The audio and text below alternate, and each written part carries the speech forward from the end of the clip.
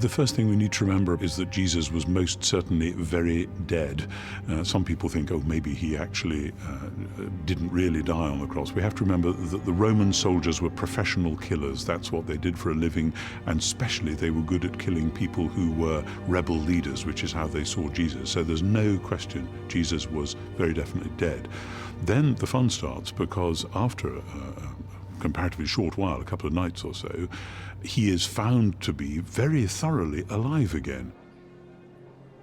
All the Gospels again agree on what happens next. The most important and controversial event in Jesus' life, and vital to all practicing Christians, when Jesus is believed to have come back from the dead.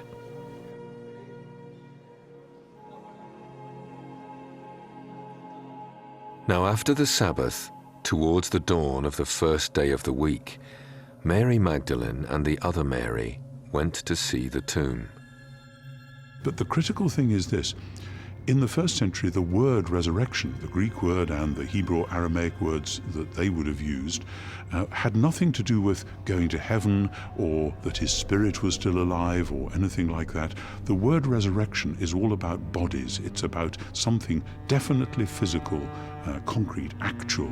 And so somehow we have to say, this person who was very thoroughly dead, they firmly believed was actually bodily alive again, and the evidence of that was that the tomb was empty.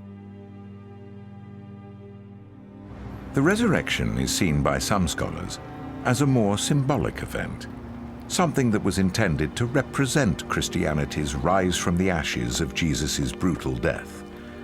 But Tom Wright believes it really did happen, that it was an historical event, because those who originally witnessed it both believed and recorded it as fact. So that's what they believed happened, even though they knew, just as we do, that this is absolutely mind-blowing. I mean, it's another thing we have to remind ourselves. They knew what we call the laws of nature just as much as we do. They knew that dead people stay dead. They weren't just sort of thinking, oh yes, people pop back all the time. They knew perfectly well they didn't.